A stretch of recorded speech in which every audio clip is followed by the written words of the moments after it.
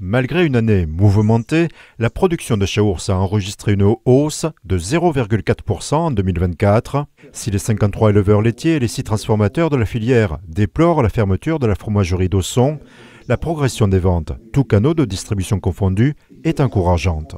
Après 2 années de légère diminution, c'est plutôt une bonne nouvelle.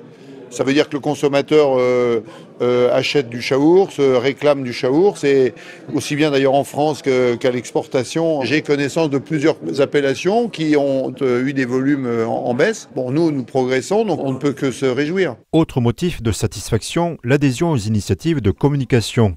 L'événement Chaours en fête a connu une hausse de 30% du nombre de restaurants prêts à intégrer ce fromage à leur menu. Au total, on a eu 176 restaurants qui ont participé, dont une vingtaine sur l'agglomération dijonnaise, 19 000 comptes qui ont été touchés sur Facebook. Dans cette dynamique, 2 nouveaux événements originaux sont prévus en 2025 pour promouvoir le Chaours de manière festive. On a été sollicité par une personne qui s'appelle Clément Marot qui projette de battre le record de la plus longue tarte au Chaours, qui ferait 90 mètres de long pour un peu plus de 1500 parts. On va également participer à la route touristique du Champagne. La commune d'Hérissé fait partie de l'aire d'appellation du Chaours. On n'y fait pas que du champagne. Autre événement marquant, un 3e producteur fermier rejoint la filière. Philippe Gillot a attendu la construction de sa nouvelle fromagerie. Ils ont été fabriqués il y a une quinzaine de jours, mais le problème c'est qu'on attend les étiquettes. C'est une fierté.